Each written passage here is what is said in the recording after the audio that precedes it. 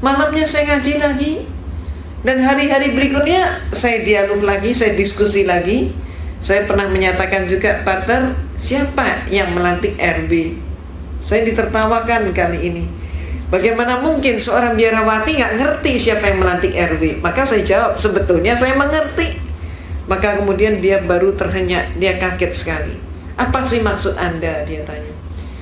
Coba menurut Anda siapa? Coba silakan jawab. Bertubi-tubi saya digitukan. Dan kemudian saya katakan, Pater, kalau menurut saya yang melantik RW pasti eselon di atasnya, lurah ataupun kepala desa.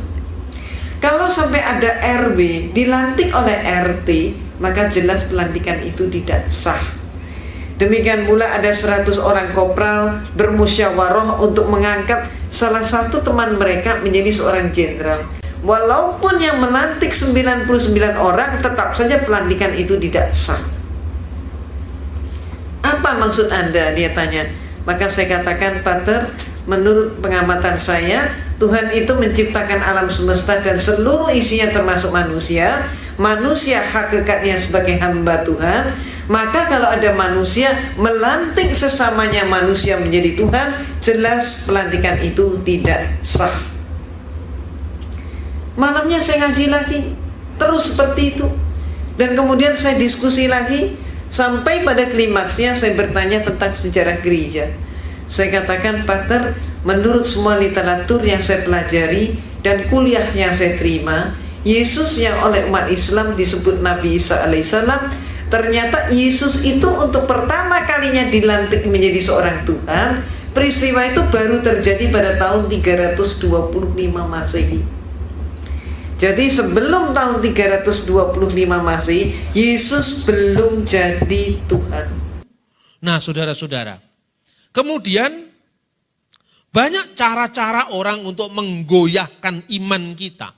Pertama, ketika kita tidak mengetahui sejarah, orang mengatakan begini, ini ada seorang katanya mantan Katolik, namanya Irene Handono. Itu nama yang cukup terkenal di lingkungan Islam. Sampai di Mahkamah Konstitusi dia menjadi orang yang dihadirkan oleh MUI untuk menunjukkan bahaya kristenisasi orang ini. Orang ini mengatakan begini, ajaran Kristen tentang Tritunggal itu baru ditetapkan oleh konsili di kota Nisea tahun 325. Lalu dia mengejek, saat itulah di muktamar di kota Nisea.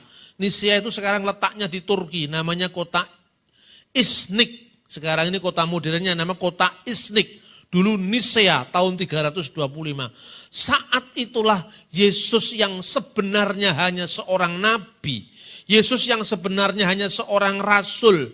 Yesus yang sebenarnya hanya seorang utusan dilantik jadi Tuhan. Bahasanya itu memang bahasa yang megelniati itu. Siapa yang melantik Yesus jadi Tuhan? Umatnya. Loh, Tuhan kok dilantik umatnya? Coba bayangkan. Ini kan megelni. Sebelum itu tidak ada orang Kristen yang percaya Allah itu Tritunggal. Allah itu Tritunggal itu baru diucapkan 300 tahun lebih setelah peristiwanya. Saya pernah juga diundang dalam satu diskusi kecil dengan Bang Imaduddin Abdurrahim. Dia sudah nantang saya mengatakan, ayo Pak Bambang, saya ini 9 tahun saya di Amerika. Tunjukkan bahwa ada ayat Trinitas dalam Alkitab. Trinitas itu baru dibuat di konsili di kota Nikea. Dan ini populer sekali di kalangan Islam. Dan itu dilakukan oleh tangan besi Kaisar Konstantinus. Terus saya bilang, itu ayat-ayatnya saya baca, teks ini. Bunda, itu kan tidak eksplisit. Terus saya bilang begini, Bang, kalau Anda harus minta eksplisit seperti itu, Anda baca sendiri Quran. Ada nggak rumusan yang eksplisit? Nggak ada, syahadat Islam itu cuma asyhadu alla ilaha illallah wa asyhadu anna Muhammadar Rasulullah. Sesungguhnya aku bersaksi bahwa tidak ada ilah selain Allah dan aku bersaksi bahwa Muhammad adalah utusan Allah. Kan hanya itu. Ya mesti saja orang tidak bingung, sederhana. Kalau hanya itu dalam Alkitab juga ada. Misalnya sekarang di Yohanes pasal 17 ayat 3. Inilah hidup yang kekal itu, yaitu bahwa mereka mengetahui engkau satu-satunya Allah yang benar, yang mengenai Yesus Kristus yang telah engkau utus. Lah kan sama. Satu-satunya Allah yang benar. La ilaha illallah, tidak ada ilah selain Allah. Yesus Kristus yang engkau utus, Yesus Rasulullah kan sama. Tetapi kan bukan hanya itu pola pikirnya. Ketika Alkitab mengatakan misalnya, Allah menciptakan segala sesuatu dengan firman-Nya, ya kan? Allah menciptakan itu dengan firman-Nya. Jadilah terang, maka terang itu jadi. Berfirmanlah Allah, jadilah terang, maka terang itu jadi. Dengan firman Tuhan langit dijadikan. Mazmur 33 ayat 6. Dengan firman-Nya semuanya jadi. Dan banyak ayat Alkitab yang lain. Nah persoalannya, Yesus baik di dalam Alkitab maupun Al-Quran disebut Sang Firman. Firman itu apa sih? Firman itu sabda Allah, pikiran Allah. Apakah firman itu diciptakan sekarang kalau Yesus itu firman? Firman itu pikiran Allah loh. Apakah firman Allah itu diciptakan atau tidak diciptakan? Diciptakan loh. Kalau diciptakan, Allah menciptakan dengan apa caranya Allah menciptakan? Dengan firman-Nya. Berfirmanlah Allah, jadilah terang, maka terang itu jadi. Lah kalau firman itu diciptakan, dengan firman mana lagi Allah menciptakan firman, gitu kan? Lah karena sulit, mungkin karena sulit itu karena orang Kristen mau mikir. Kalau enggak mikirnya memang enggak sulit. Lah kalau menjadi Islam itu kan tidak perlu banyak mikir. Pokoknya baca syahadat saja seumur hidup kan sudah Islam. Tidak ada katekisasi, tidak ada pelajaran kan seperti itu. Nah di Kristen itu menjadi sulit karena apa? Semua yang ada dalam rahasia firman Tuhan itu mulai kita ungkap dalam kajian, dalam pelajaran, dalam katekisasi, mulai mikir seperti itu. Makanya ayat-ayat yang dicomot oleh saksi Yehova, misalnya ya saya berikan satu ayat. Ini ayat yang dicomot oleh saksi Yehova. Yohanes pasal 14 ayat 28, begini bunyinya. Kamu telah mendengar bahwa aku telah berkata kepadamu, aku pergi tetapi aku datang kembali kepadamu. Sekiranya kamu mengasihi aku, kamu tentu akan bersuka cita karena aku pergi kepada Bapa. Sebab Bapa lebih besar daripada aku. Loh ini kan Bapa lebih besar daripada aku. Kalau Tritunggal kan bagaimana? Bapa, Putra dan Roh Kudus katanya satu. Lah ini Bapa lebih besar daripada aku. Makanya katanya saksi Yehova, Tritunggal itu palsu. Terus ada ayat lagi, misalnya. Ketika Yesus disalibkan, salah satu ucapan Yesus apa? Eli, Eli, lama sabaktani. Apa artinya Eli, Eli, lama sabaktani? Allahku, Allahku, mengapa engkau meninggalkan aku? Siapakah Yesus Kristus bagi orang Kristen? Yesus Tuhan dan Allah kami, engkau layak menerima pujian.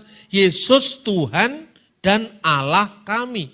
Loh kalau dia Allah, bagaimana dia berdoa kepada Allah? Ayo sekarang, bagaimana Allah berdoa kepada Allah? Allah yang mana lagi dia berdoa kepada Allah? Kira-kira kalau Bapak Ibu ditanya kayak gitu jawabannya apa? Iya kan? Penting apa enggak kira-kira? Katanya iman timbul dari berita. Nah sekarang kalau beritanya tidak jelas, iman bagaimana yang timbul? Nah kira-kira jawabannya seperti apa? Ada kira-kira? Boleh berpendapat silakan.